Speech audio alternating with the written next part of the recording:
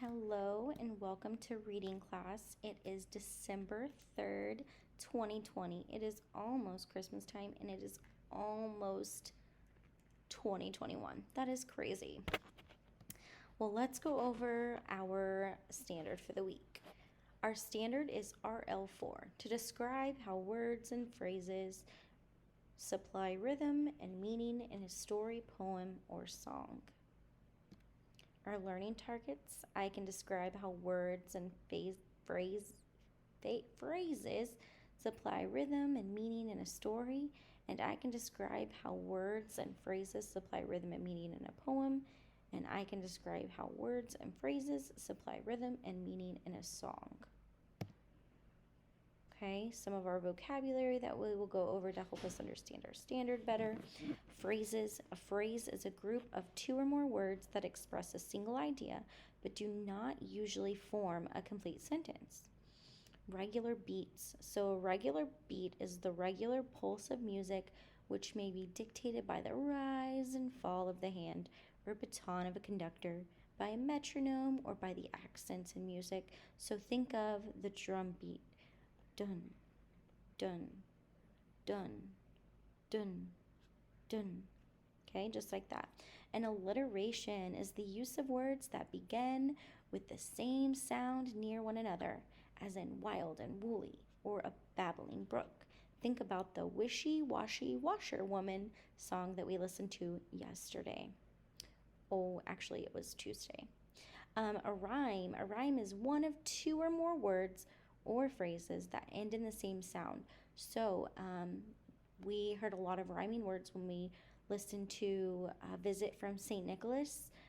At the end of every one of those lines in the poem, there was a word that rhymed with the next word. Okay, repeated lines are a group of words that are repeated on multiple lines in a poem. So we saw this in A Visit from St. Nicholas, but you can also see this in music. The chorus is something that is repeated a few times throughout the song.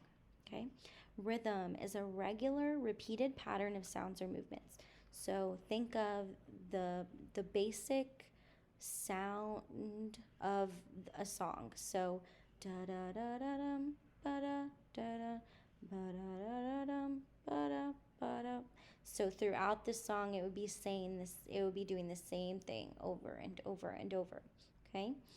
And then a poem is a piece of writing that usually has figurative language and that is written in separate lines that often have a repeated rhythm or rhyme.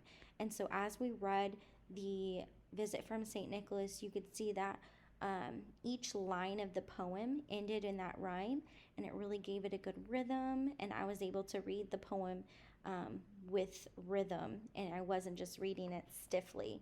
You're really able to get going and move with the poem, and the poem takes you on this journey because it is so rhythmic and because there's so much rhyming, and everything just kind of sounds like a song in a sense.